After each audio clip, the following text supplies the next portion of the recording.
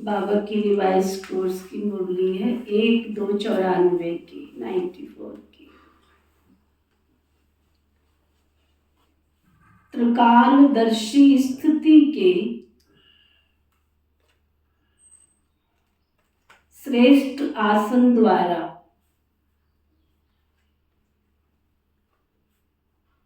सदा विजयी बनो और दूसरों को शक्ति का सहयोग दो।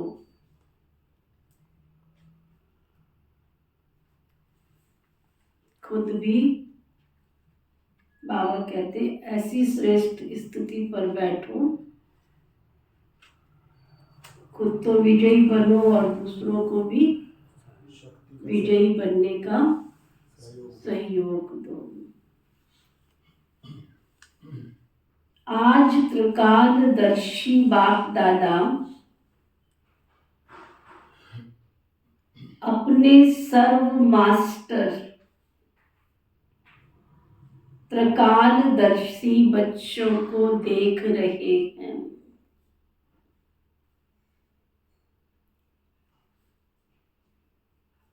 त्रिकालदर्शी बनने का साधन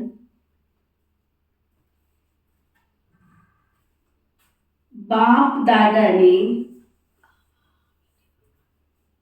हर बच्चे को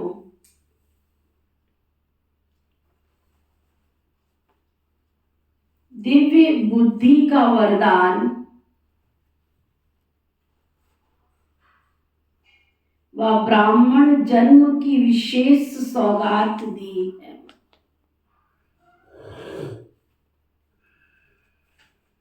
क्योंकि दिव्य बुद्धि द्वारा ही बाप को, अपने आप को और तीनों कालों को स्पष्ट रीति जान सकते हो।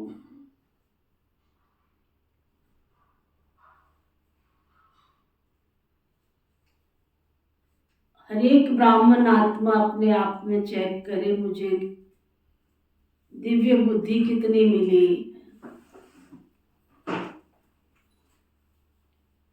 क्योंकि बाबा का बनने के बाद सबसे ज्यादा जो काम करती है वो हमारी दिव्य बुद्धि। अगर बुद्धि की पारदर्शिता नहीं है तो ना भूत दिखाई देगा, ना वर्तमान, ना भविष्य। और जब भूत भविष्य वर्तमान दिखाई ना देवे तो पुरुषार्थ कैसे करेंगे। ब्रह्मा कुमार कुमारी माना पुरुषार्थ भविष्य नई दुनिया का। तो जब मुझे स्पष्ट दिखाई नहीं दे रहा है, धुंध होती है ना, तो गाड़ी की स्पीड कितनी होती है? 100-120 की स्पीड पर चलने वाली गाड़ी अगर धुंध में चल रही हो तो कितनी स्पीड होती है? 30-40 परसेंटेज निकालो आप। बिल्कुल क्लियर रोशनी में चलने वाली गाड़ी, 120-125 की स्पीड पर चलने वाली गाड़ी अगर धुंध होती है तो परसेंटेज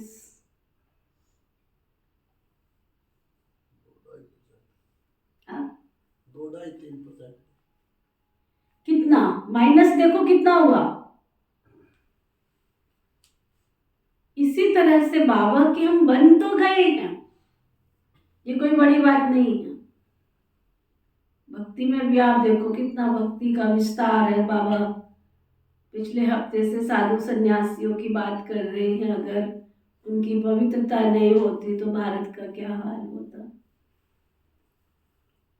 हम बाबा के बन गए हैं, लेकिन मेरी बुद्धि की पारदर्शिता, मेरी बुद्धि पर अभी तक विकारों का धुंध है और छाया है, अगर मैं अभी तक भी काम, क्रोध, लोभ, मोह, अहंकार, ईर्ष्या, द्वेष, नफरत, घृणा,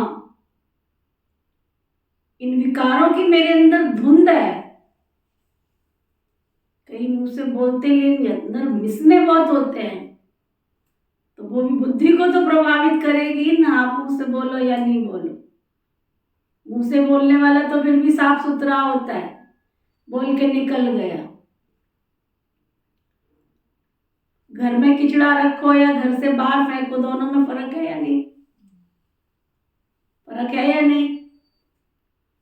घर से बाहर फेंको तो कीटाणु तो पैदा नहीं होंगे ना, और घर में रखा होगा तो रसोई तो तुमने साफ कर ली, घर तो तुमने साफ कर लिया, लेकिन किचड़ा घर के अंदर ही रखा।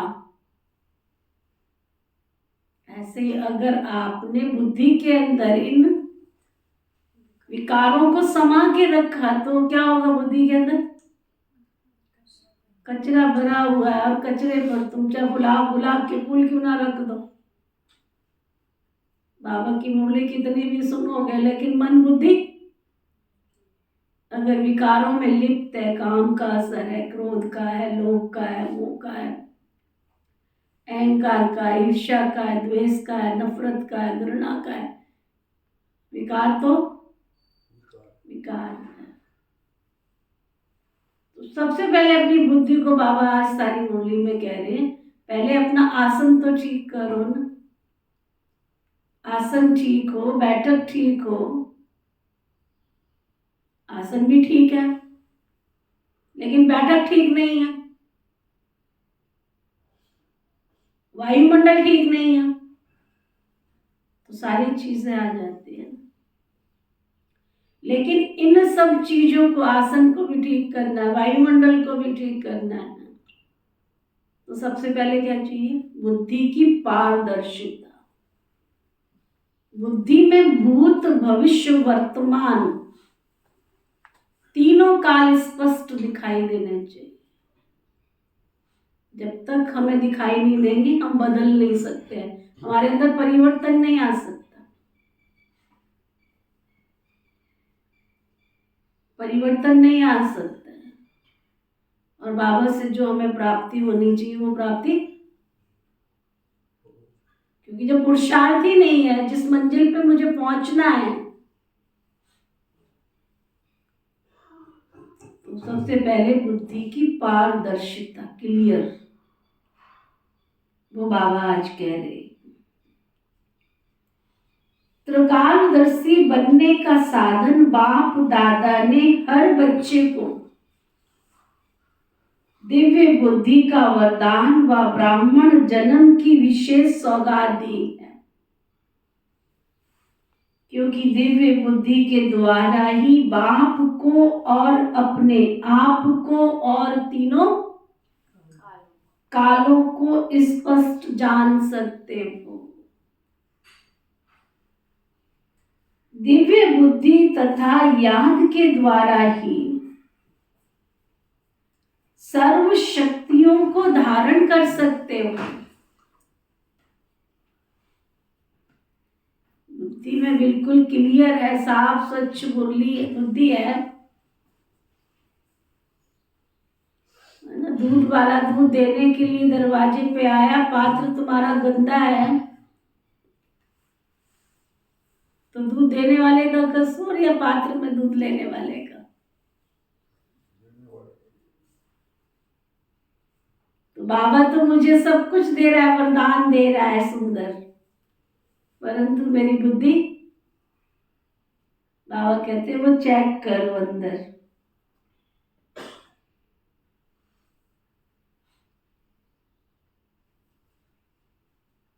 दिव्य बुद्धि तथा याद के द्वारा ही सर्व शक्तियों को धारण कर सकते हो। इसलिए पहला वरदान दिव्य बुद्धि है। ये वरदान बाप दादा ने सर्व बच्चों को दिया है। जब बाबा के बच्चे बनते हैं सबसे पहले बाबा दिव्य बुद्धि देते हैं। आप देखो जो भी तपस्वी हुए उन तपस्वियों को पहला वरदान कौन सा मिलता है? चाहे महात्मा बुद्ध जी थे, चाहे गुरु नानक जी थे, दुनिया के जितने भी गुरु संत महात्मा हुए, सबसे पहले क्या? प्रकाश दिखाई देता है उनको, दिव्य प्रकाश का दिव्य साक्षात्कार दीदार होता है। शिव बाबा ने ब्रह्मा बाबा को नई दुनिया भविष्य का साक्षात्कार कराने से पहले एक ज्योति, एक प्रकाश का साक्षात्कार करा। तो केवल बाबा ने, बाबा ब्रह्मा बाबा को नहीं, हम ब्राह्मण बाबा के जो बच्चे, हर बच्चे को जिस दिन वो बाबा के घर में आते हैं ना, तो सबसे पहले बाबा दिव्य बुद्धि का वरदान देते हैं बच्चों को। दिव्य बुद्धि तथा याद के द्वारा ही सर्व शक्तियों को धारण कर सकते हो।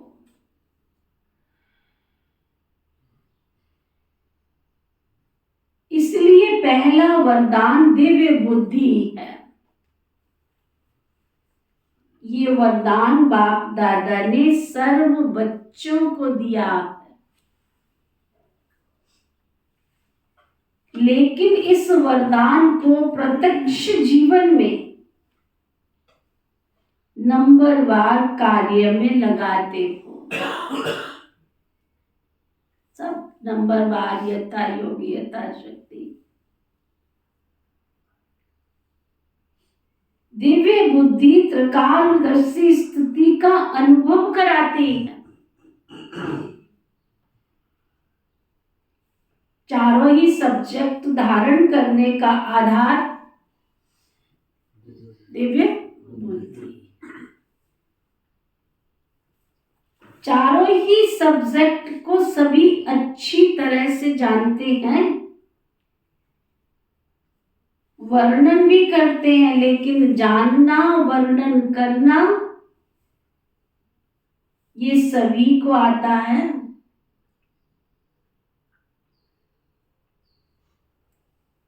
चाहे नए हो चाहे पुराने हो, इसमें सभी होशियार हैं। बाबा पूछ रहे, सब होशियार हैं, लेकिन धारण करना इसमें नंबर बन जाते हैं सबके। धारणा सबके नंबर बन जाते, धारणा में नंबर बन जाते हैं।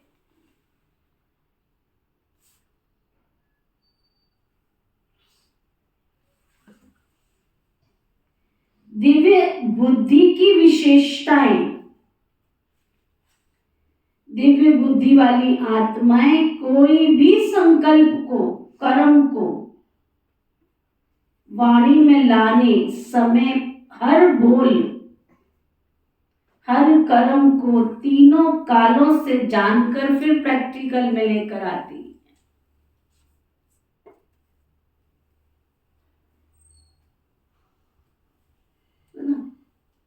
जिनको दिव्य बुद्धि का वरदान मिला हुआ, उनकी निशानी, कोई भी कर्म करेंगी, कर्म करने से पहले उनके संकल्प में क्या होगा? तीनों काल, भूत भविष्य वर्तमान, तीनों कालों को देखकर फिर कर्म में आएंगी कि इसके रिजल्ट क्या होगी। जो अच्छे स्कॉलरशिप लेने वाले बच्चे हैं ना, अगर आप में से किसी ने ली हो, पढ़ाई की हो, अपने को तो अपना एक्सपीरियंस है, रोज नंबर देते थे कि आज तो को इतने नंबर की तैयारी हुई है। जो अच्छा स्टूडेंट होता है वो रोज तैयारी, एग्जाम के दिनों में अपने आप को मार्क्स देता है, मेरे को इतनी तैयारी हुई है, मुझे इतने नंबर तो डेफिनेट मिलेंगे पक्का। और उसका परिणाम क्या होता कि उसकी तैयारी उसके अनुसार चलती है कि अच्छा तुम अभी 50 नंबर तक पहुंचा, अभी तुमको और तैयारी करनी पड़ेगी, अभी तुम 60 नंबर तक पहुंचा, अभी तुमको और तैयारी करनी पड़ेगी। आप लोग क्या किया मुझे नहीं मालूम स्टडी लेवल पे, मैं तो ऐसे ही करती थी। जब पढ़ना, तैयारी करनी एग्जाम से पहले, तो नंबर देती थी मुझे इस सब्जेक्ट में इतने नंबर तो डेफिनेट मिलने ही चाहिए। फिर देखती थी ये तो 50 तक ही पहुंची हुई, ये तो 60 तक पहुंची हुई, ये तो बहुत कम नंबर है, अभी तो और स्टडी करनी पड़ेगी। और उसका परिणाम ये था कि थ्रू आउट फर्स्ट क्लास, क्योंकि पहले प्रिपरेशन चाहिए ना, तैयारी तो पहले चाहिए, कर्म से पहले, कर्म के बाद तैयारी नहीं होती है, कर्म करने से पहले तैयारी होती है। इसलिए ट्रक के पीछे लिखा होता था, सोच सोच करके देखो, सोच सोच कर सोचो, सोच सोच कर बोलो, सोच सोच कर सोचो। जो ट्रक के पीछे आप मोस्टली लिखा हुआ होता है, सोच सोच कर सोचो, यानी कितनी डेप्थ हमें सोचना पड़े कोई कर्म करने से पहले, कि जो मैं कर्म करने जा रही हूँ उसका परिणाम कितना होगा। और जो भाई बहन, जो आत्माएं कर्म करने से पहले भूत भविष्य वर्तमान निकाल कर फिर कर्म करती है, तो उस कर्म का परिणाम सुखद होता है। वो बाबा बता रहे, चारों ही सब्जेक्ट को सभी बच्चे अच्छी तरह से जानते हैं, वर्णन भी करते हैं, लेकिन जानना वर्णन करना ये तो सभी को आता है, चाहे नए हैं और चाहे पुराने हैं, इसमें भी सभी होशियार हैं, लेकिन धारण करना इसमें नंबर बन जाते हैं। दिव्य बुद्धि की विशेषताएं, दिव्य बुद्धि वाली आत्माएं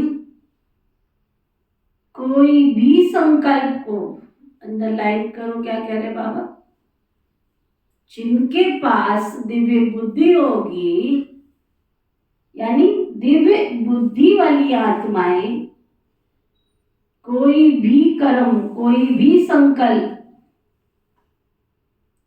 कोई भी वाणी को लाने के समय हर बोल, हर कर्म को तीनों काल से जानकर फिर प्रैक्टिकल में आती, चाहे नए हो चाहे पुराने हो, इसमें सभी होशियार हैं, लेकिन धारण करना इसमें नंबर बन जाते। बाबा का ज्ञान मिला, समझ सबको है, यहां से अनाउंसमेंट होती है, सुनाई सबको पड़ता है।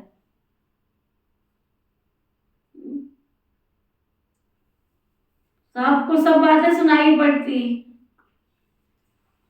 नहीं तो जो करना नहीं है वो कैसे सुनाई पड़ जाता है। उदाहरण दूं, होली के समय मैंने सिर्फ एक बार हल्का सा अनाउंसमेंट किया था, हल्का सा, कि सब कलर कपड़े में आ जाए, बस इतना हल्का सा अनाउंसमेंट किया था, जोर से नहीं बोला था, 10 बार रिपीट भी नहीं किया था, व्हाट्सएप पे मैसेज भी नहीं भेजा था, है ना। तो सब काले भूत बन के आ गए थे कपड़े पहन, ऐसे कपड़े निकाल निकाल के, जैसे ना कि यही रंगों से होली खेलनी थी। मैंने कहा था फैंसी ड्रेस पहन के आना, हल्का सा अच्छे सुंदर कपड़े, गोपियों की तरह रास करने के लिए कपड़े निकाल के आए, ऐसे जैसे कहाँ कूड़े के ढेर में से निकाल के पहन के आ गए। इसका मतलब कान तो ठीक काम कर रहे थे, करते हैं सबके, मतलब सुनाई सबको देता है, बुद्धि भी काम कर रही है। ऐसा थोड़ी है कि सुनाई नहीं पड़ रहा है। तो देख के हैरान रही, ये क्या सब आ गए हैं। ऐसे लग रहा है जैसे कहाँ से कपड़े निकाल के पहन के आ गए। नीरा बहन कहती है आप झूठे भी ना बोला करो, इन लोगों को समझ तो आया नहीं।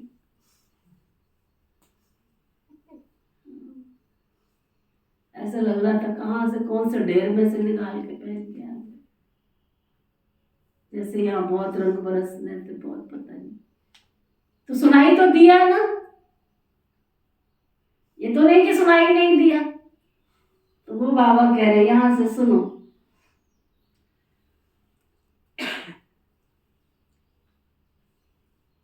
दिव्य बुद्धि की विशेषताएं। दिव्य बुद्धि वाली आत्माएं कोई भी संकल्प को, कर्म को वाणी में लाने के समय हर बोल, हर कर्म को तीनों काल से जानकर फिर प्रैक्टिकल में आती है। और साधारण बुद्धि वाली आत्माएं बहुत करके वर्तमान को स्पष्ट जानती हैं, लेकिन भविष्य और भूतकाल को स्पष्ट नहीं जानती। दिव्य बुद्धि वाली आत्मा को पास्ट और फ्यूचर भी इतना ही स्पष्ट होता है जैसे प्रेजेंट बिल्कुल स्पष्ट है। तीनों ही काल साथ साथ स्पष्ट अनुभव होता है। दिव्य बुद्धि की निशानी क्या होगी? तीनों दिखाई देंगे कर्म करने से पहले।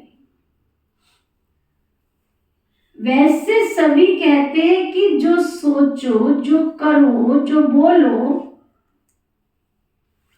सिंपल भाषा में क्या कहते हैं कि तुम जो भी कर्म कर रहे हो ना, पहले अच्छी तरह सोच लेना।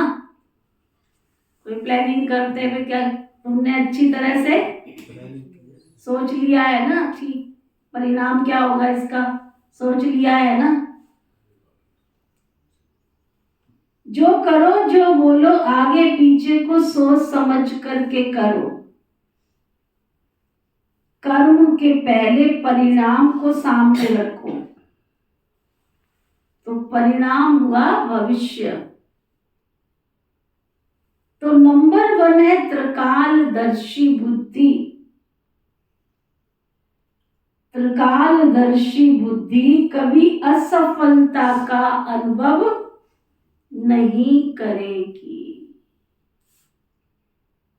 जो पहले से तीनों कालों को सोच के कर्म करते हैं, वो असफलता कभी नहीं आएगी उनकी लाइफ में, क्योंकि करने से पहले ही उनको पता है इस कर्म का परिणाम क्या होगा, तो वो करेगा ही नहीं ना। जिस कार्य में असफलता मिली वो काम क्यों करेगा, उसने पहले ही देख लिया ना।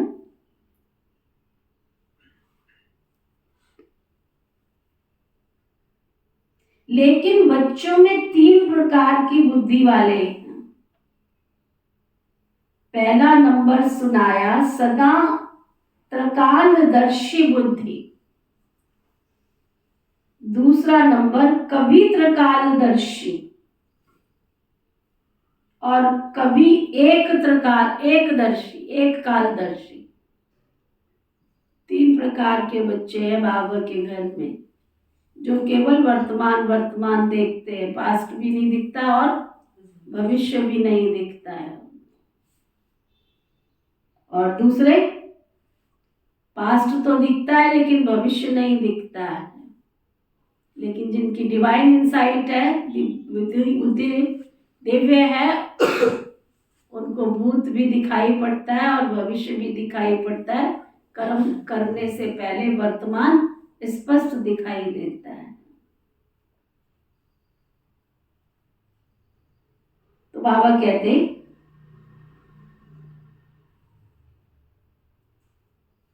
तीसरा नंबर, पहले सुनो ध्यान से, पहला नंबर सुनाया सदा त्रिकालदर्शी बुद्धि, भूत भविष्य वर्तमान तीनों। दूसरा नंबर कवि त्रिकालदर्शी, कवि एक कालदर्शी। और तीसरा नंबर अलवेली बुद्धि, अलवेली।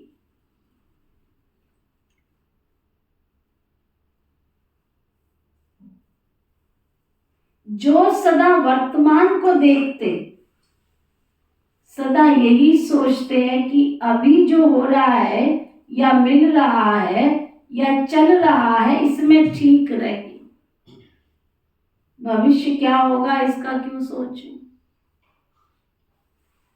समझ में आ रही है बात? क्या समझ में आ रही है? जिसको समझ आ रही है वो हाथ उठाओ। क्या समझ आ रही है? क्या समझ आ रही है? जो चल रहा है सही चल रहा है, हाँ, बिल्कुल नहीं सोचना चाहिए। जो हो रहा है बहुत अच्छा। ये कह रहा है बाबा, सोचना नहीं चाहिए। बोले कि जो चल रहा है क्योंकि आपने मुरली ऊपर से सुनी तो आपको पता ही नहीं बाबा क्या समझा रहे हैं। हाँ जी, पता है, कोई जो वर्तमान सोचते हैं एक काल ही सोचते हैं। कभी जो होगा देखा जाएगा, तो उसमें वो बात नहीं है। जो तीन कालों का सोचते हैं वही वो है। अच्छा, और किसको समझ आया? किसने हाथ उठाया? हाथ तो बहुत उठे थे। हाँ जी, तीन बुद्धि का ही है बच्चों की। अभी एक तो सदा त्रिकालदर्शी और एक त्रिकालदर्शी कभी है कभी नहीं, और तीसरा है बाबा ने। अब बाबा के ज्ञान के आधार पर मत बताओ ना, समझ के आधार पर बताओ किसको समझ आया है। पॉइंट रिपीट नहीं करो, क्योंकि बाबा की आज की मुरली पॉइंट रिपीटेशन की नहीं है, प्रैक्टिकल मुरली है। बाबा की आज की मधुर शिक्षाएं जीवन को दर्पण बनाने वाली शिक्षाएं हैं। हाँ जी, और किसने हाथ उठाया था? चलो, नहीं भी उठाया था तो समझ में नहीं आ रही है मुरली? नहीं आ रही है? कोई पास्ट में रहता है, कोई फ्यूचर में रहता है, कोई प्रेजेंट में रहता है। बाबा जी कहते हैं कि तीनों कालों को देख के फिर आपके उसमें करना आपको। बाबा की अब तक जो मुरली सुनी, बाबा कह रहे हैं कि जब से तुम बाबा के बच्चे बने हो, हम बाबा के बच्चे बने, तो बाबा ने जन्मते ही हमको क्या दिया? दिव्य बुद्धि का वरदान दिया। कोई भी काम करता है हम क्या कहते हैं? बुद्धू है क्या? कोई समझदार व्यक्ति अगर कोई ऐसा वैसा काम करे तो हम फट से क्या बोलते हैं? तेरे पास जरा भी बुद्धि नहीं है। कहाँ जाने आपकी बुद्धि। यही कहते हैं ना, जरा भी बुद्धि नहीं है तेरे पास। इसका मतलब बुद्धि नहीं है तभी तो उल्टा काम कर रहा है। बुद्धि होती तो समझ के काम करता है। सारा खेल हमारा जीवन का किसके आधार पर है? बुद्धि के आधार पर है। तब बाबा कहता है किसी की बुद्धि साधारण बुद्धि है, किसी की दिव्य बुद्धि है, किसी की तुच्छ बुद्धि है, किसी की विशाल बुद्धि है, किसी की दुरांदेशी बुद्धि है। लेकिन सब बुद्धियों को फॉलो करने वाली बाबा के जब बच्चे बनते हैं, बाबा सारी बुद्धियों को इग्नोर कर देता है। तुम्हारी तुच्छ बुद्धि थी, आसुरी बुद्धि थी, परचिंतन वाली बुद्धि थी, साधारण बुद्धि थी, मंद बुद्धि थी, जैसी भी थी। लेकिन जब हम बाबा के बच्चे बने तो बाबा ने हम सबको दिव्य बुद्धि का वरदान दिया। बाबा ने ये नहीं देखा ये अमीर है, ये गरीब है, ये ऊंचा है, ये नीचा है, नहीं। बाबा का जो भी बच्चा बना, बाबा उसको बच्चा बनाने से पहले ही दिव्य बुद्धि का वरदान दे देते हैं। अब उस वरदान को देने के बाद उसको हम प्रैक्टिकल में कैसे लगा रहे हैं वो हमारे ऊपर डिपेंड करता है। इसमें बाबा ने न्याय के साथ सब बच्चों को दिव्य बुद्धि दी, लेकिन उस बुद्धि को धारण करने वाले बाबा उसमें क्वालिटी बता रहे। 3 प्रकार के बच्चे बाबा के साथ जिनकी बिल्कुल एक बल, एक भरोसा, एक निश्चय, एक तुमसे ही बात करूं बाबा, एक तुमसे ही प्यार करूं बाबा, एक तुमको ही देखूं बाबा, वो फिर कोई भी कर्म करने से पहले उनकी बुद्धि क्या करती है? तीनों कालों को देखती है कर्म करने से पहले। ये जो मैं सोच रहा हूँ, ये जो मैं बोल रहा हूँ, ये जो मैं कर्म करने जा रहा हूँ, इसका परिणाम क्या है?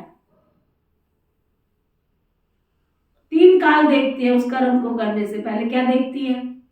कि ये जो मैं सोच रहा हूँ इसका भविष्य फल क्या मिलेगा, और भूत में इसका परिणाम क्या रहा होगा, और वर्तमान में मैं करूंगा तो उसकी रिजल्ट क्या होगी। तीनों रिजल्ट सामने होती है उसकी। समझ में आ रही है बात की नहीं? कैसे? मान लो जैसे एक छोटा सा उदाहरण लेते हैं कि आपने भोजन खाया, भोजन की थाली आपके सामने आई। छोटा सा एक माइनर सा उदाहरण दे रही हूँ। भोजन की थाली मेरे सामने आई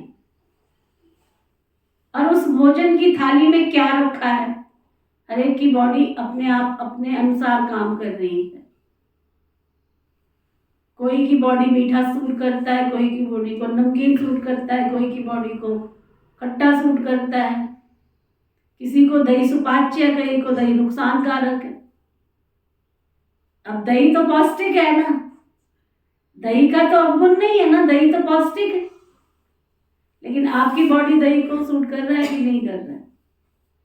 कोई दही खा लेते हैं तो शरीर में दर्द शुरू हो जाती है, कोई दही खा लेते हैं तो शरीर दौड़ना शुरू कर देता है, एक्टिव हो जाता है। कोई दूध पी लेता है तो शरीर पौष्टिक हो जाता है, शरीर तंदुरुस्त हो जाता है। कोई दूध पी लेता है तो गैस्ट्रिक हो जाती है। तो जब आपके सामने भोजन आया, उस भोजन को स्वीकार करने से पहले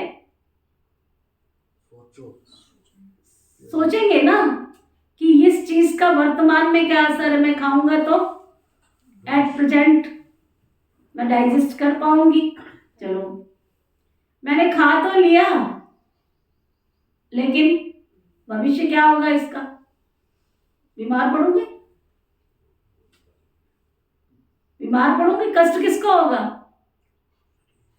अब भूत क्या कहता है कि तूने पहले भी ये खाया था, तब तेरे को ये हुआ था। तो दिव्य बुद्धि क्या करेगी कि तुझे इसको स्वीकार नहीं कर। ये छोटा सा और मोटा सा उदाहरण, अब इसके बाद भी तुम्हें समझना है तो अलग बात है। तो साधारण बुद्धि बाबा क्या कह रहे? चल जाने दे, फिर क्या होगा, एक दवाई खा लूंगा, फिर क्या है, एक हाजमोला खा लूंगा, फिर क्या है,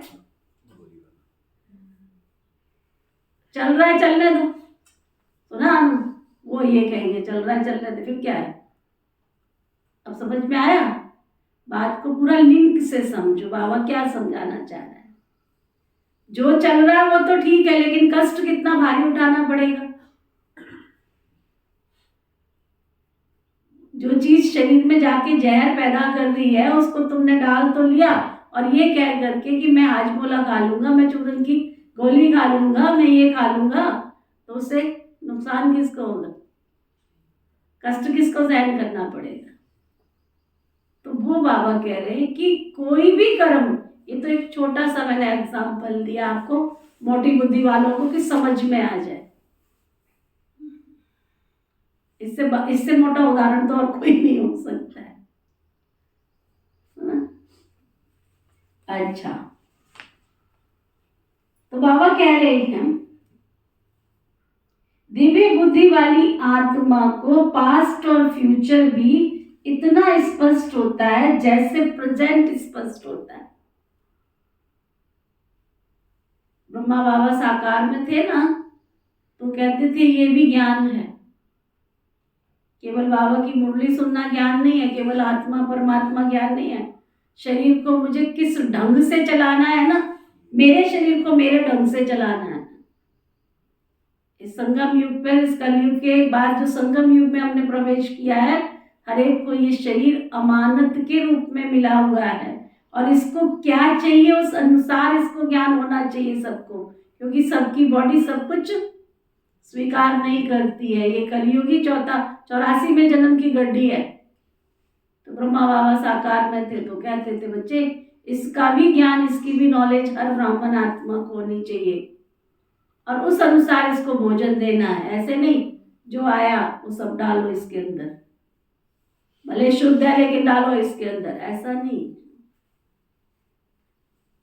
तो बाबा कह रहे हैं दिव्य बुद्धि वाली आत्मा को पास्ट और फ्यूचर भी इतना ही स्पष्ट होता है जैसे प्रेजेंट स्पष्ट होता है। तीनों ही काल साथ साथ स्पष्ट अनुभव होता है। वैसे भी सभी कहते भी है ना, जो सोचो जो करो जो बोलो आगे पीछे को सोच समझ करके करो। कर्म के परिणाम को पहले सामने रखो। परिणाम हुआ भविष्य, तो नंबर 1 है त्रिकालदर्शी बुद्धि। त्रिकालदर्शी बुद्धि कभी असफलता का अनुभव नहीं करेगी, लेकिन बच्चों में 3 प्रकार की बुद्धि वाले हैं। पहला नंबर सुनाया सदा त्रिकालदर्शी बुद्धि,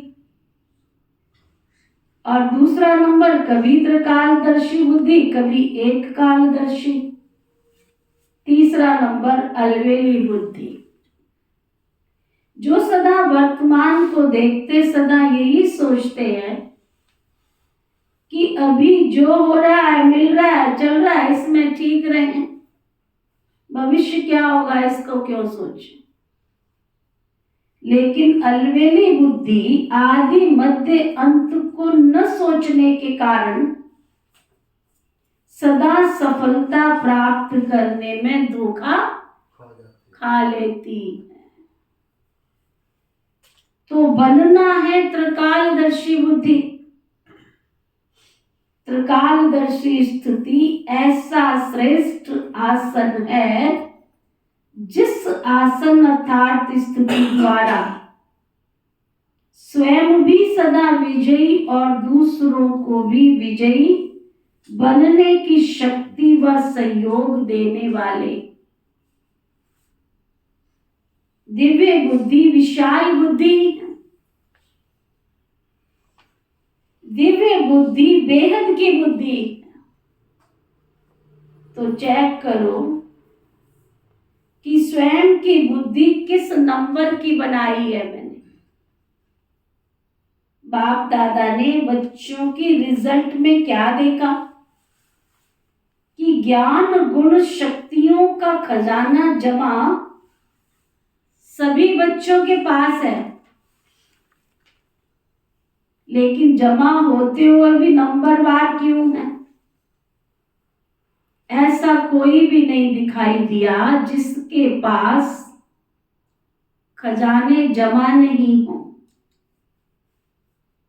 सभी के पास जमा है ना, फिर नंबरवार क्यों है? ऐसा कोई भी नहीं दिखाई दिया जिसके पास खजाने जमा नहीं हो। अगर किसी से भी पूछेंगे स्वयं का ज्ञान है, बाबा का बनने के बाद 7 दिन का कोर्स करने के बाद किसी से भी पूछो तुम्हें अपना स्वयं का ज्ञान है, बाप का ज्ञान है, ये भी बताना पड़ेगा क्लास में। जो कहते हैं हमको अपने आप की आत्मा की पहचान है वो हाथ उठाओ, हाथ उठाते जाना। जो कहते हैं परमात्मा की पहचान है वो हाथ उठाओ। सृष्टि चक्र का ज्ञान किस किस को है? पूरा सृष्टि चक्र का ज्ञान लंबा हाथ उठाओ। देखो किसको नहीं है, वो नहीं उठाएंगे तो पता चलेगा ना। सृष्टि चक्र का ज्ञान किस किस को नहीं है वो हाथ उठाओ।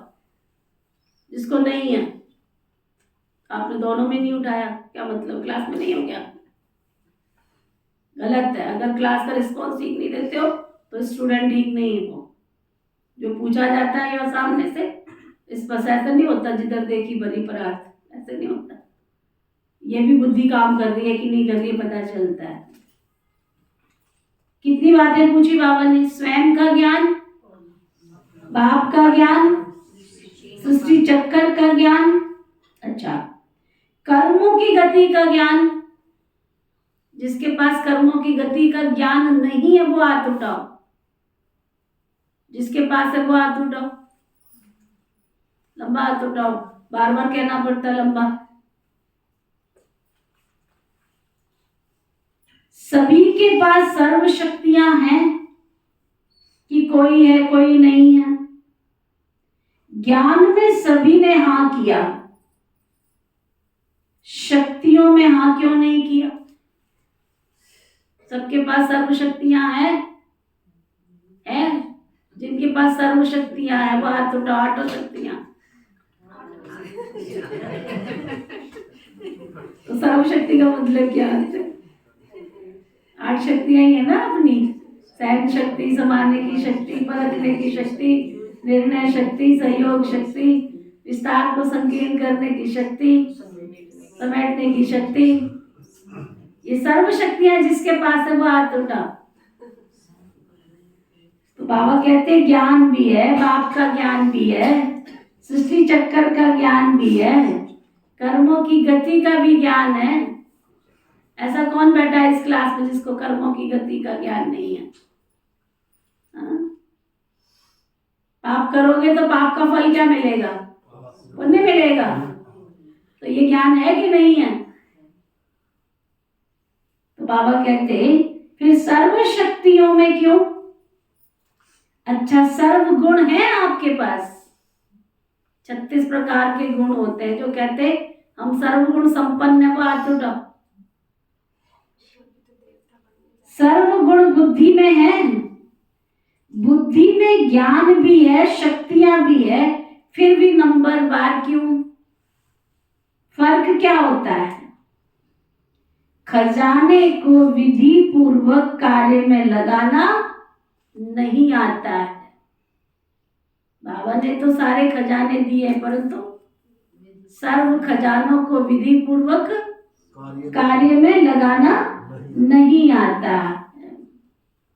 समय बीत जाता है, फिर सोचते हैं कि ऐसे करते थे, इस विधि से चलते थे तो सिद्धि को पा लेते।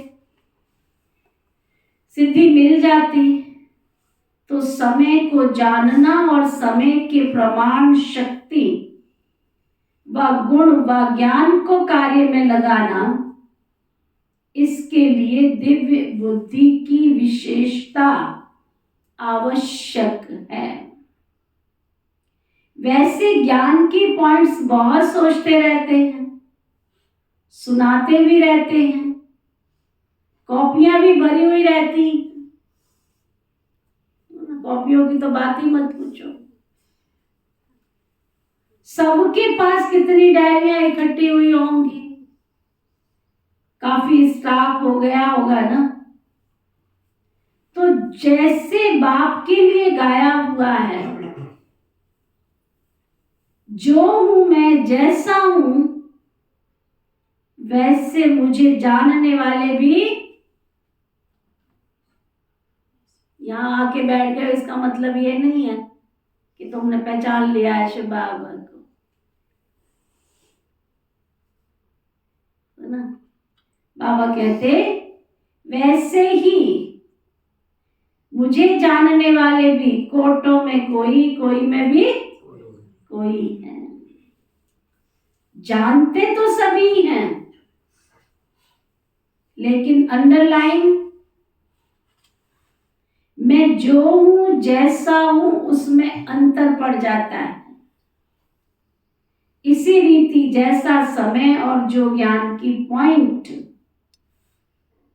या गुण या शक्ति आवश्यक है, वैसा कार्य में लगाना, इसमें भी अंतर पड़ जाता है। और इसी अंतर के कारण नंबर बन जाते। तो कारण समझा क्या?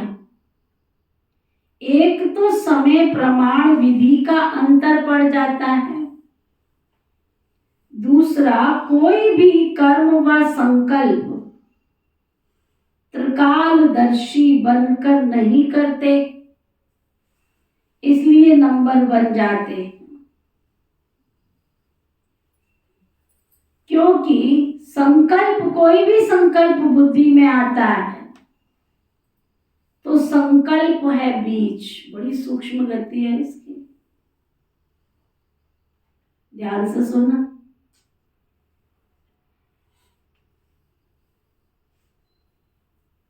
अगर संकल्प अर्थात बीज, सुनो, कोई भी संकल्प बुद्धि में आता है तो संकल्प है बीज,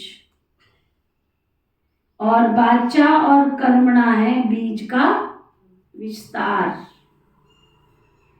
अगर संकल्प अर्थात बीज को त्रिकालदर्शी स्थिति में स्थित होकर चेक करो, शक्तिशाली बनाओ, तो वाणी और कर्म में स्वतः ही सहज सफलता है ही।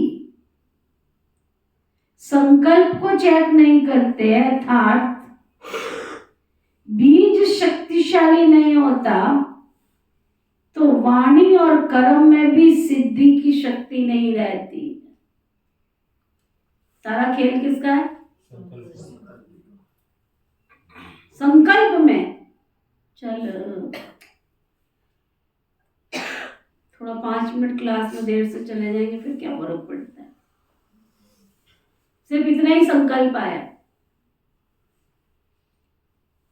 सुबह बाबा ने क्या किया, प्रकृति ने क्या किया, साथ दिया, टाइम पे बिल्कुल आँख खुल गई थी हमारी,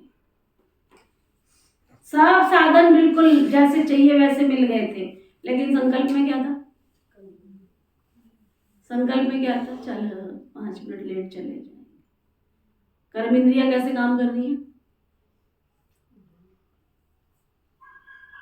कर्म इंद्रियां कैसे काम कर रही है? संकल्प में यदि आया, आज तो मुझे दादी जी की पुण्य तिथि है, मुझे क्लास में आओ वाहो, आंधी हो, बरसात हो, तूफान हो, कुछ भी हो, मुझे तो जाना ही है और सबसे पहले जाके बैठना है। किसने काम किया? बरसात भी नहीं दिखी, आंधी भी नहीं दिखी, ठंड भी नहीं दिखी, बाथरूम में गए थे गर्म पानी नहीं मिला, ठंडे पानी से ही, और कई बार तो सिचुएशन ऐसी कि पानी भी नहीं था बाथरूम में, फिर भी बाबा जी को बोल दिए, बाबा जी किसी भी हालत में मुझे तो क्लास में पहुंचना है। बैठ गए आप संकल्प लेके, मुझे तो पहुंचना है। तो ना नलका खोला, कहीं से भी जमा हुआ, इधर से उधर से उधर से बाल्टी में तुम्हारे नहाने जोग तो पानी आ ही गया। कहाँ टंकी भरी थी तब भी क्लास में नहीं पहुंच पा रहे थे, तो ना पानी भरा था घर में तब भी नहीं पहुंच पा रहे थे, गीजर लगा था तब भी नहीं पहुंच पा रहे थे, लाइट थी तब भी नहीं पहुंच पा रहे थे। संकल्प में था मुझे पहुंचना है, तो नलके में पता नहीं कहाँ से इधर से उधर से समेट के 2-3 नलके खोले, पानी इकट्ठा हो ही गया, बस पहुंच गए। किसने काम किया? तो इसलिए संकल्प का बहुत बहुत सूक्ष्म रोल है, बहुत। अगर अनजाने में भी कहीं पर आपने सोच के डाल दिया ना कोई बात, अनजाने में भी सोच के डाल दिया ना कोई बात, तब भी वो बीज अंदर काम करना शुरू कर देता है। जैसे खेती में भी क्या होता है, कहीं पे भी कोई बीज पड़ा हो तो समय आने पर, उसकी सीजन आने पर, आप उसको खाद भी नहीं डाले, आप उसको पानी भी नहीं डाला, आपने उसको पूछा भी नहीं, फिर भी उग जाता। ये है संकल्पों का ज्ञान। इसलिए बाबा कहते हैं सोच सोच कर, तुम जैसे सोचोगे मेरे को तो साधन नहीं है, मेरे को तो ऐसा नहीं है, मेरे को तो वैसा नहीं है, कुछ भी नहीं होगा। तुम्हारे संकल्पों में पॉजिटिविटी होगी, वो बाबा बता रहे हैं। बाबा कहते अगर संकल्प अर्थात बीज को त्रिकालदर्शी स्थिति में स्थित होकर चेक करो, शक्तिशाली बनाओ, तो वाणी और कर्म में स्वतः ही सहज सफलता है ही। संकल्प को चेक नहीं करते अर्थात बीज शक्तिशाली नहीं होता, तो वाणी और कर्म में भी सिद्धि की शक्ति नहीं रहती है। लक्ष्य सभी का सिद्धि स्वरूप बनने का है ना, तो सदा सिद्धि स्वरूप बनने की विधि जो सुनाई उसको चेक करो। बीच बीच में बुद्धि अलवेली बन जाती है, इसलिए कभी सिद्धि का अनुभव करते हैं तो कभी मेहनत का अनुभव करते हैं। बाप दादा का सभी बच्चों से प्यार की निशानी है कि सब बच्चे सदा सहज सिद्धि स्वरूप बन जाएं। आपके जड़ चित्रों के द्वारा भक्त आत्माएं सिद्धि प्राप्त करती रहती है। देखो तो सही, कितना भवका लगा पड़ा देवियों के मंदिर, देवताओं के मंदिर, कितना भवका, किस लिए इतना करते हैं? कुछ तो मिल रहा होगा ना भक्तजनों को, कुछ तो मिलता होगा। बाबा कहते हैं वो जड़ चित्रों से सिद्धि प्राप्त करते हैं।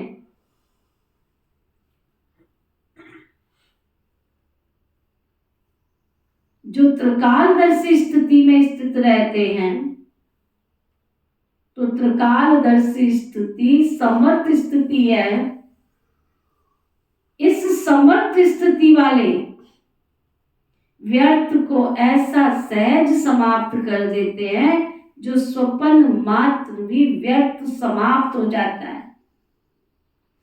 अगर त्रिकालदर्शी बुद्धि द्वारा कर्म नहीं करते तो व्यर्थ का बोझ बार बार ऊंचे नंबर में अधिकारी बनने नहीं देता है। तो दिव्य बुद्धि का वरदान सदा हर समय कार्य में लगाओ। कोई भी कार्य करो, सोचो पहले ये कहाँ मैं रॉन्ग वे में जा रहा हूँ, क्या सोचने लग गया हूँ, बुद्धि को समेट लो वहीं से। बाप दादा ने पहले भी इशारा दिया है, ज्ञानी योगी आत्माएं तो बने हो, अब ज्ञान और योग की शक्ति को प्रयोग में लाने वाले प्रयोगशाली आत्माएं बनो। जैसे साइंस की शक्ति का प्रयोग दिखाई देता है ना, लेकिन साइंस की शक्ति के प्रयोग का मूल आधार क्या है? आज जो भी साइंस ने प्रयोग कर साधन दिए, उन साधनों का आधार क्या है? साइंस के प्रयोग का आधार क्या है? मेजॉरिटी देखेंगे ना, गिनती करो साइंस के साधन। बल्ब है, चाहे वो 0 वोल्ट का है, चाहे मरकरी लाइट है, चलता किससे है? पंखा है, चलता किससे है? पंखा में हवा भरी है क्या? पंखे में हवा भरी है? कूलर में ठंडी भरी है? एसी में ठंडक भरी हुई है? चलते किससे है? पानी की मोटर किससे चलती है? जवाब देने में भी आप बता रहे हैं। तो साइंस के जितने भी साधन है मोस्टली किससे चलते हैं? भले तुम्हारा 1 लाख का मोबाइल है, चाहे 20,000 का मोबाइल है, लेकिन चार्जिंग कहाँ से मिल रही है उसको? तो सबका आधार क्या है? बाबा कहते हैं मेजॉरिटी देखेंगे लाइट द्वारा ही प्रयोग होते हैं ना। अगर कंप्यूटर भी चलता है तो किसके आधार से?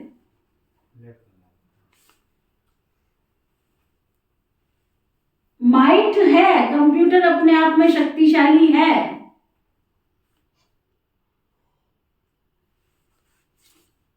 आज्ञाकारी भी है। आप कुछ भी करके तो देखो, फाइल बनाओ, पूछता है कहाँ रखूं, कहाँ रखूं? तुमने इतना काम किया 1 घंटे बैठ के, कहाँ करूं इसको, कहाँ रखूं? कितनी आज्ञाकारी है। साइंस का साधन देखो कितने आज्ञाकारी है। माइट है उसके अंदर, परंतु आधार क्या है उसका यूज करने का? तो आपके साइलेंस की शक्ति का आधार भी क्या है? लाइट है ना। जब वो प्रकृति की लाइट द्वारा एक लाइट अनेक प्रकार के प्रयोग प्रैक्टिकल में करके दिखाती है, तो आपकी अविनाशी परमात्म लाइट, आत्मिक लाइट और साथ साथ प्रैक्टिकल स्थिति की लाइट, तो उससे क्या नहीं प्रयोग हो सकता? सोचो जरा, उससे क्या प्रयोग नहीं हो सकता? सोचो जरा, क्या नहीं हो सकता? क्या नहीं हो सकता? आपके पास स्थिति भी लाइट है और मूल स्वरूप भी लाइट। जब कोई प्रयोग करना चाहते हो तो पहले अपने मूल आधार को चेक करो। जैसे कोई भी साइंस के साधन को यूज करेंगे तो पहले चेक करेंगे ना कि लाइट है या नहीं है। कोई भी साधन को, एनीवे कोई भी साधन को। ऐसे ही जब योग का, शक्तियों का, गुणों का प्रयोग करते हो तो पहले चेक करो कि मूल आधार, आत्मिक शक्ति, परमात्म शक्ति व लाइट की स्थिति है मेरी। अगर स्थिति और स्वरूप डबल लाइट है तो प्रयोग की सफलता भी बहुत सहज कर सकते हो। तो सबसे पहले ये अभ्यास को शक्तिशाली बनाने के लिए पहले अपने पर प्रयोग करके देखो। हर मास, हर 15 दिन के लिए कोई ना कोई विशेष गुण व कोई ना कोई विशेष शक्ति का 100% प्रयोग करके देखो, क्योंकि संगठन में व संबंध संपर्क में पेपर तो आते ही हैं। तो पहले अपने ऊपर प्रयोग करो कि कोई भी पेपर आया, लेकिन जो शक्ति, जो गुण का प्रयोग करने का मैंने लक्ष्य रखा, उसमें कहां तक सफलता मिली है और कितने समय में सफलता मिली है। जैसे साइंस का प्रयोग दिन प्रतिदिन थोड़े समय में प्रत्यक्ष रूप का अनुभव कराने में आगे बढ़ रहा है, तो समय भी कम करते जाते हैं। थोड़े समय में ज्यादा से ज्यादा सफलता, ये साइंस वालों का लक्ष्य है ना। पहले आप देखो पानी कहाँ से लाते थे? नदियों से लेके आते थे, है ना। नदी से गागर भर के लेके आते थे। फिर कुएं खुदाई शुरू किए गए कि घर के पास कुएं ही खोद लो, है ना। कुएं खुदे, फिर बोला कुएं से पानी कौन निकाले, हैंड पाइप चालू कर लो, है ना। हैंड पाइप, पानी खींच के हैंड पाइप चला के हाथ से निकालते थे। अब हैंड पाइप कौन चलावे, तो हैंड पाइप के ऊपर मोटर लगा लो, चलो मोटर से पानी आ गया। फिर समय बदला, क्या करो कि तुम ऐसा करो, नलके लगा दो, घर घर तक नलके पहुंचा दो। चलो जी, घर घर तक नलके पहुंच गए, लोग पानी बाल्टियां भर के, टब भर के रख लेते थे। बोला चलो अब क्या करें, ये तो बड़ा मुश्किल है, रोज पानी भर के रखो। चलो छत पे टंकी भर के रख देते, छत पे टंकी लगा लो। चलो छत पे टंकी भी लग गई, अब वहां तक पानी कैसे पहुंचाओ, तो चलो मोटर लगा लो। तो समय के साथ क्या हुआ, साइंस के साधन ने क्या किया, कहां से कहां पहुंचा दिया, नदी से अपने घर में पूरा पानी की नदी बना दी। ठीक है, तो वो बाबा कह रहे हैं बाबा कहते कितने समय में सफलता मिली, लक्ष्य रखो।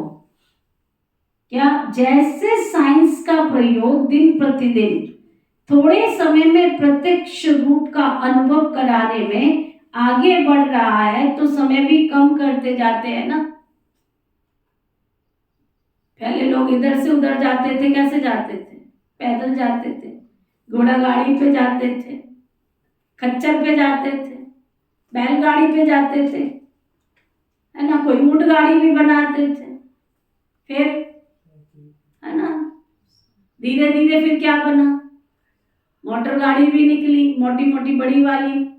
और आज की डेट में तो ऐसे निकले, एयरप्लेन भी निकल गए, हेलीकॉप्टर भी निकल गए, तो समय की दूरी कम हो गई ना। तो वो बाबा बता रहे हैं ऐसे ही लक्ष्य जो रखा है उसमें समय को चेक करो, कि सफलता को भी चेक करो। मैंने जो योग का रखा या बाबा से जो शक्तियां प्राप्त करने का रखा, जब स्वयं के प्रति प्रयोग में सफल हो जाएंगे ना, तो दूसरी आत्माओं के प्रति प्रयोग करना भी सहज हो जाएगा।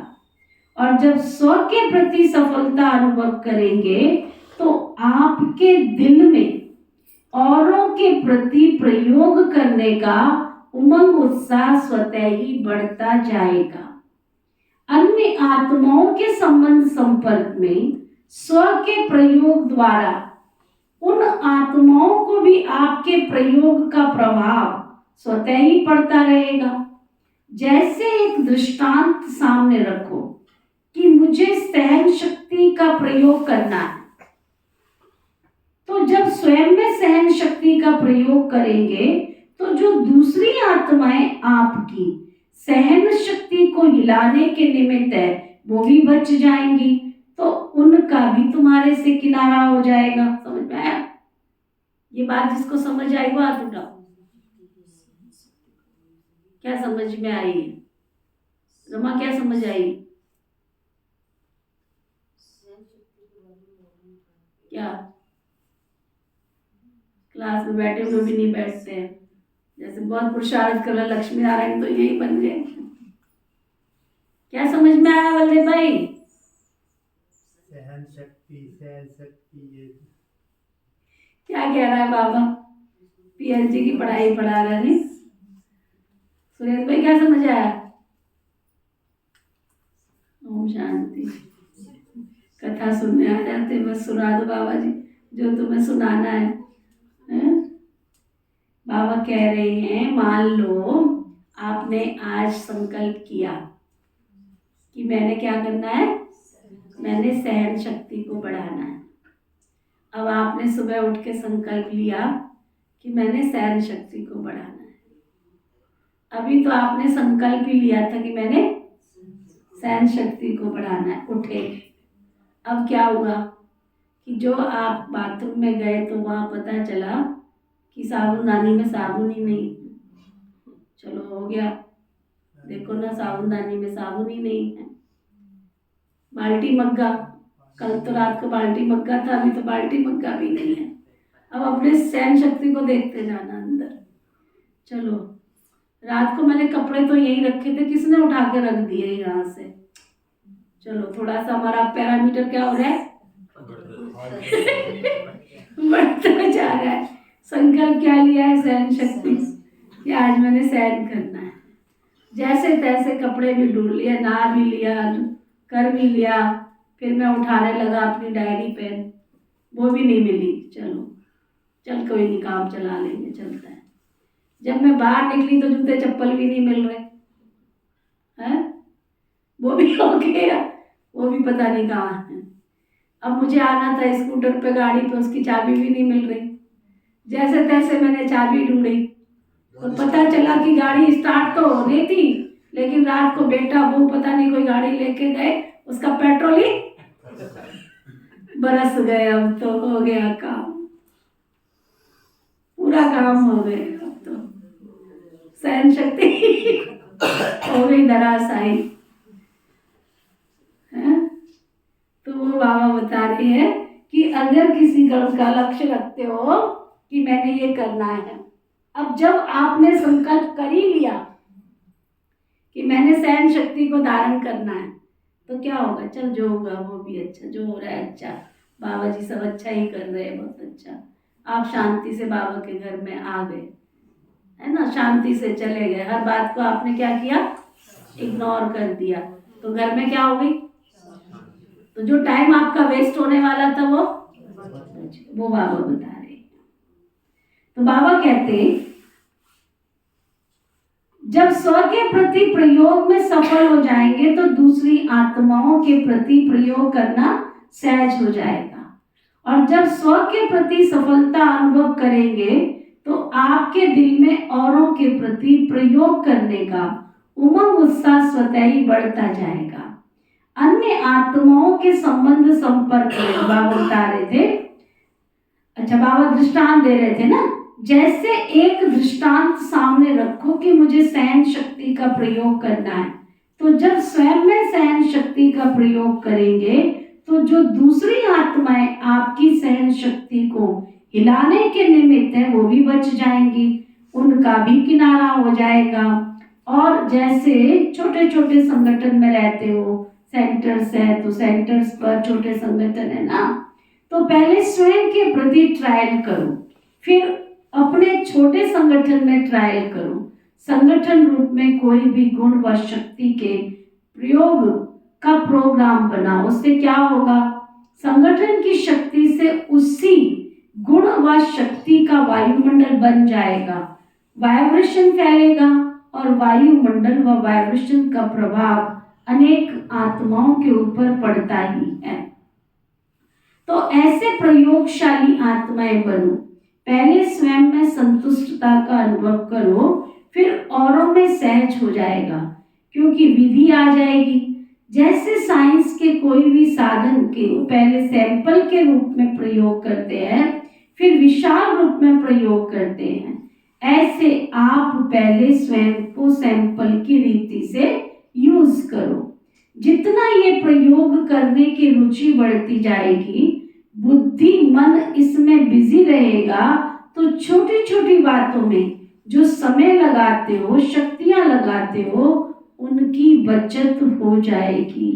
सहज ही अंतर्मुखता की स्थिति अपनी तरफ आकर्षित करेगी, क्योंकि कोई भी चीज का प्रयोग और प्रयोग की सफलता स्वतः ही और सब तरफ से किनारा करा देती है।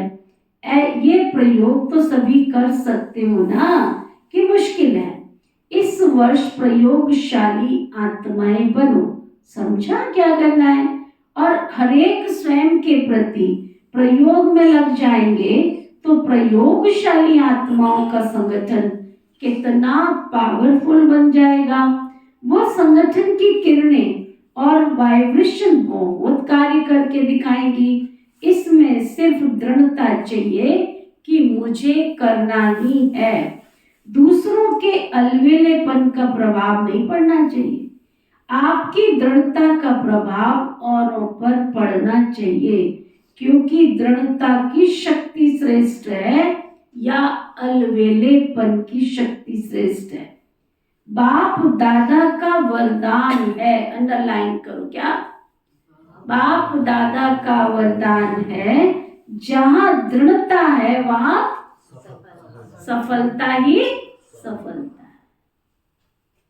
जो हम संकल्प करते हैं उन संकल्पों का सेनापति कौन है, दृढ़ता। तो दृढ़ता रूपी सेनापति को साथ रखोगे तो जो भी संकल्प करोगे वो सब क्या होंगे, सिद्ध हो जाएंगे, सफल हो जाएंगे। ठीक है, तो क्या बनेंगे, प्रयोगशाली, त्रिकालदर्शी, आसनधारी। तीसरा क्या करेंगे, बाबा कहते हैं जैसा समय वैसी विधि से सिद्धि स्वरूप, है ना। तो वर्ष का ये होमवर्क है, ये होमवर्क स्वतः ही बाप के समीप लाएगा। जैसे ब्रह्मा बाप को देखा, कोई भी कर्म करने के पहले आदि मध्य अंत को सोच समझ कर कर्म किया और कराया, अलवेलापन नहीं कि जैसा हुआ ठीक है। कईयों में बहुत अलवेलापन होता है, बहुत अलबेला, चीज जहाँ पड़ी है जो बड़ी। ये भी मेरे लिए भी एक बहुत बड़ा पेपर, सबसे बड़ा पेपर नीति बहन का, सबसे बड़ा पेपर। इसको गंदगी पसंद नहीं आती है, सामने वाले को गंदगी समेटना नहीं आती है। चीजें सब एक्यूरेट रखी रहनी चाहिए, रख रख के थक जाती हूँ, जब पूछूंगी ढूंढूंगी तो फिर वो चीज नहीं मिलेगी। सबसे बड़ा पेपर, मैं ठिकाना कहीं और रखती हूँ, पता लगता ठिकाना कहीं और हो गया।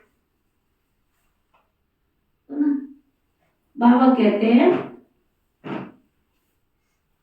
अलबेलापन नहीं कि जैसा हुआ ठीक है, चलो चलाना नहीं, चलो चला लो। बाबा कहते चलाना नहीं तो फॉलो ब्रह्मा बाप, फॉलो करना तो सहज है ना, कॉपी करना है ना, कॉपी करने का भी अक्ल है कि नहीं। बाबा कहते चलो तुमको कुछ करना नहीं आता, नकल की अकल तो हो। दुनिया में छोटे होते थे कहते थे नकल की भी अकल चाहिए। अच्छा, ये ग्रुप चांस लेने वाला ग्रुप है। एक्स्ट्रा लॉटरी मिली है तो अचानक लॉटरी मिलती है तो उसकी खुशी ज्यादा होती है। तो ये लक्की ग्रुप हुआ ना, चांस लेने वाला लक्की ग्रुप। दूसरे सोचते रहते हैं कब जाएंगे, आप तो पहुंच ही गए हो। डबल विदेशियों का टर्न शुरू होने वाला है। भारतवासियों ने अपनी लॉटरी ले ली है। चारों ओर के डबल विदेशी बच्चों ने जो रिट्रीट का प्रोग्राम बनाया उसमें मेहनत अच्छी की है। विशेष निमित्त आत्माओं को समीप लाने की विधि अच्छी है और जितना हिम्मत रख आगे बढ़ते रहे उतनी सफलता हर वर्ष श्रेष्ठ ते श्रेष्ठ मिलती रही। ऐसे अनुभव होता है ना। कोई समय था जो निमित्त विशेष आत्माओं से संपर्क करना भी मुश्किल लगता था और अभी तो क्या लगता है, जितना सोचते हैं उससे और ही ज्यादा आते हैं ना। तो ये हिम्मत का प्रत्यक्ष फल है। भारत में भी संपर्क बढ़ता जाता। पहले तो आप निमंत्रण देने की मेहनत करते थे और अभी तो स्वयं आने की ऑफर करते हैं। फर्क पड़ गया ना। वो कहते हम चलें और आप कहते हैं नंबर ही नहीं है। ये है हिम्मत बच्चे, मददे प्रत्यक्ष स्वरूप। समझा? अच्छा, मीठे मीठे सिकी लगे बच्चों प्रति माता पिता बाप दादा का याद प्यार और गुड मॉर्निंग। रूहानी बाप की रूहानी बच्चों को नमस्ते। हम सब रूहानी बच्चों की रूहानी बाप दादा को दिल व जान सिख व प्रेम से नमस्ते नमस्ते नमस्ते जी। धारणा के लिए मुख्य सार, मास्टर त्रिकालदर्शी बनना है। मास्टर त्रिकालदर्शी बन सदा समय के महत्व को जानकर,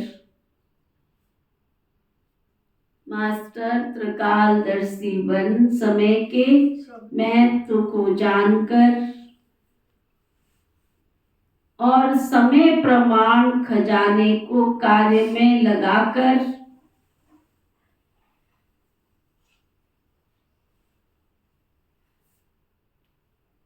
दिव्य बुद्धि आत्मा बनकर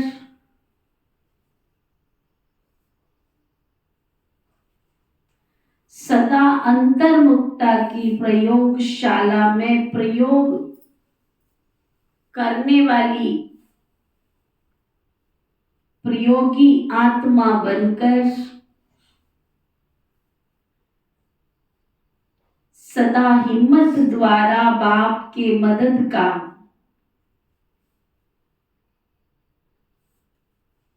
प्रत्यक्ष अनुभव करने वाली आत्मा बनना है।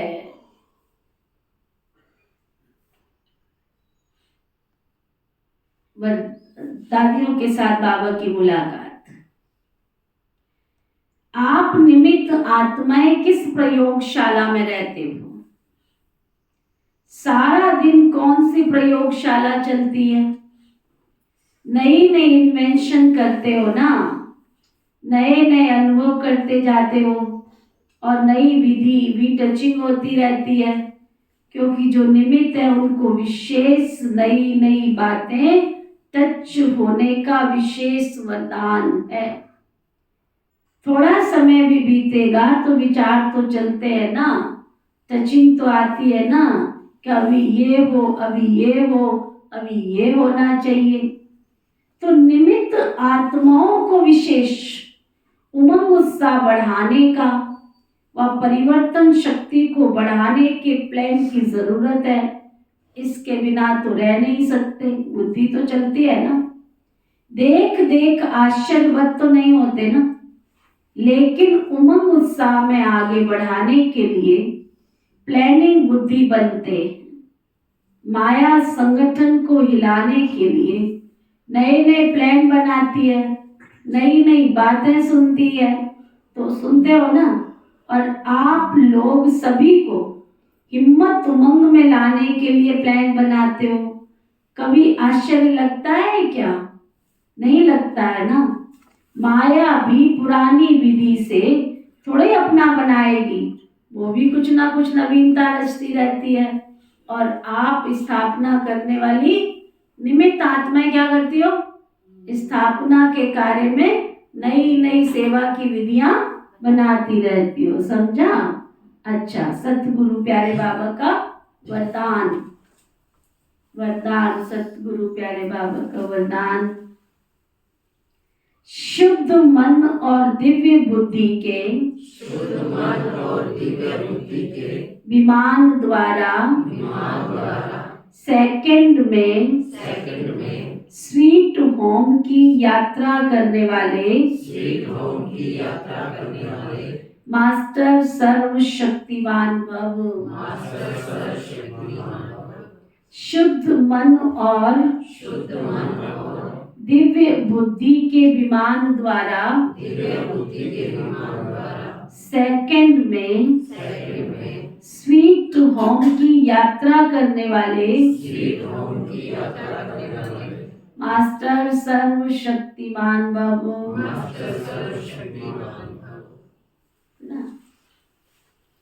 कौन सा मन बाबा ने कहा?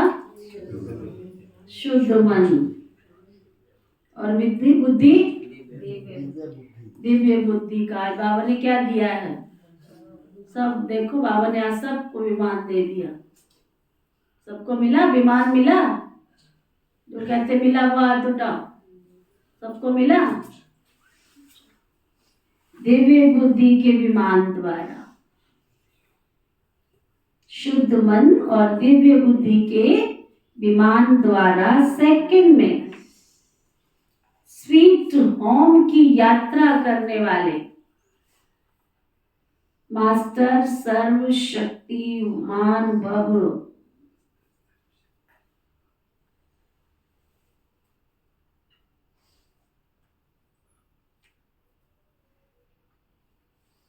शुद्ध मन और दिव्य बुद्धि के विमान द्वारा सेकंड में स्वीट होम की यात्रा करने वाले मास्टर सर्वशक्तिमान भव। साइंस वाले फास्ट गति से यंत्र निकालने का प्रयत्न करते हैं, उसके लिए कितना खर्चा करते हैं, कितना समय और एनर्जी लगाते हैं। लेकिन आपके पास इतनी तीव्र गति का यंत्र है जो बिना खर्च के सोचा और पहुंच गया। सबके पास है ना ये यंत्र। आपको शुभ संकल्प का यंत्र मिला है।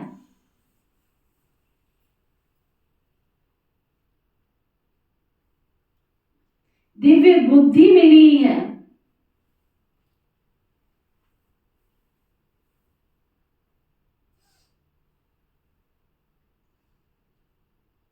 इस शुद्ध मन और दिव्य बुद्धि के विमान द्वारा, इस शुद्ध बुद्धि और इस शुद्ध मन और दिव्य बुद्धि के विमान द्वारा जब चाहे तब चले जाओ और जब चाहे लौट कर आ जाओ। मास्टर सर्वशक्तिवान को कोई भी नहीं रोक सकता। स्लोगन, दिल सदा सच्ची हो तो दिलाराम बाप की आशीर्वाद मिलती रहेगी। दिल सच्ची हो तो दिलाराम बाप की आशीर्वाद सदा मिलती रहेगी। आज का व्यक्ति इशारा, रोज रात को अपने इन खजानों के बचत का पोता मेल चेक करो। कितने संकल्प, कितना समय वेस्ट के खाते में जमा किया।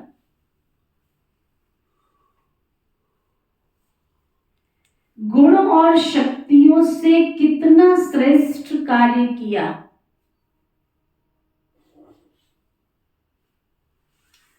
तो संकल्प, समय और गुण और शक्ति, संकल्प, समय, गुण, शक्ति, इसका पोता मेल रोज रात्रि को चेक करो। फिर टोटल करो कितना बचत का खाता हुआ। यही बचत स्वयं को भी सहयोग देती रहेगी और औरों को भी देगी। जब बचत के ऊपर अटेंशन देंगे तो मेहनत नहीं करनी पड़ेगी ना। अच्छा, सदा खुश रहने के लिए आज का रूहानी इंजेक्शन। मैं सदा साफ, स्वच्छ, निर्मल,